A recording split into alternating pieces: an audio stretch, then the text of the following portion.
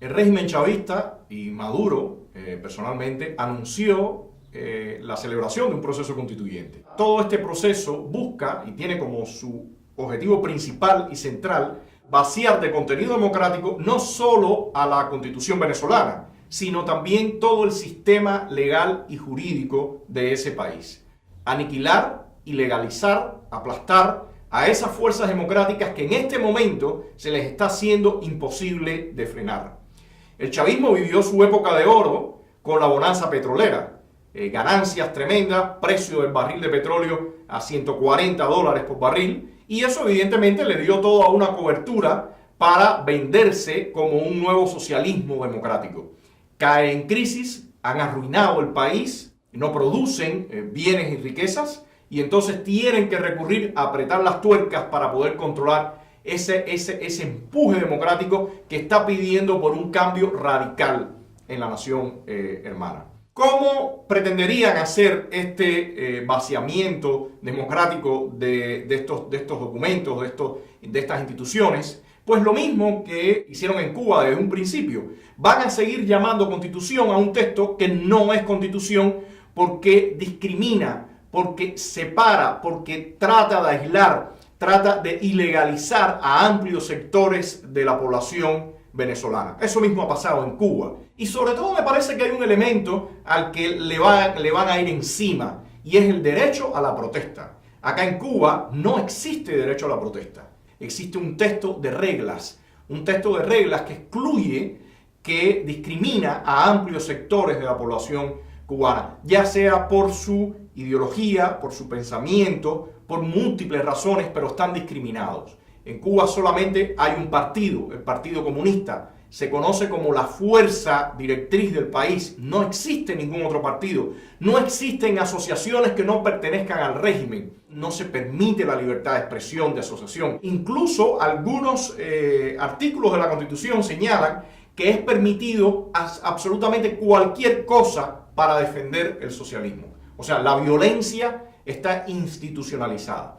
En el caso del chavismo, ellos se han percatado de que en esta situación que existe, no tienen cómo frenar ese empuje democrático, no tienen cómo frenar a esos actores, a esos estudiantes, a esos jóvenes que tienen todo ese deseo de mostrar su renuencia al chavismo.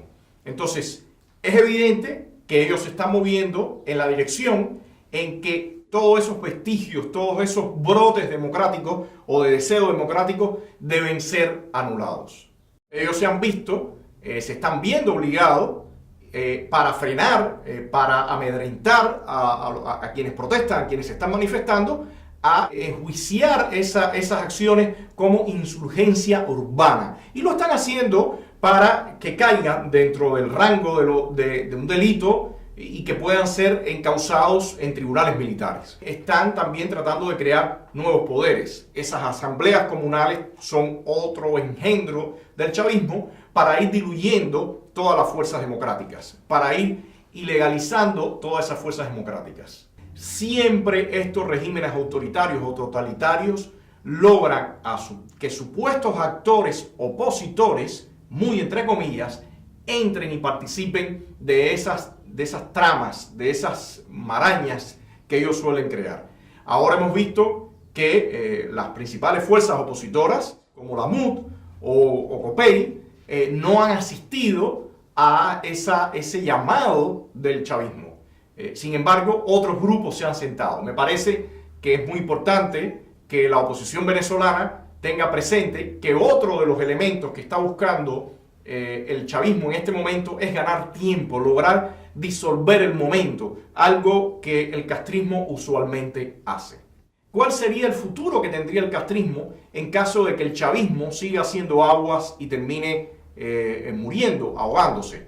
Bueno, el castrismo sabe perfectamente bien que en un escenario de ese tipo tendría que apostar por el menor mal, no tendría capacidad de sobrevivir, por todo el escenario que conocemos. Toda esa élite muriendo, una situación en Cuba desastrosa, una economía completamente en bancarrotas y sin posibilidades de buscar otro lugar para parasitar. Esa nueva clase del neocastrismo tendría que estar a negociar porque su futuro empieza a desdibujarse. El castrismo se va a comportar represivo, se va a comportar muy controlador para tratar de llegar a ese momento lo mejor posicionado.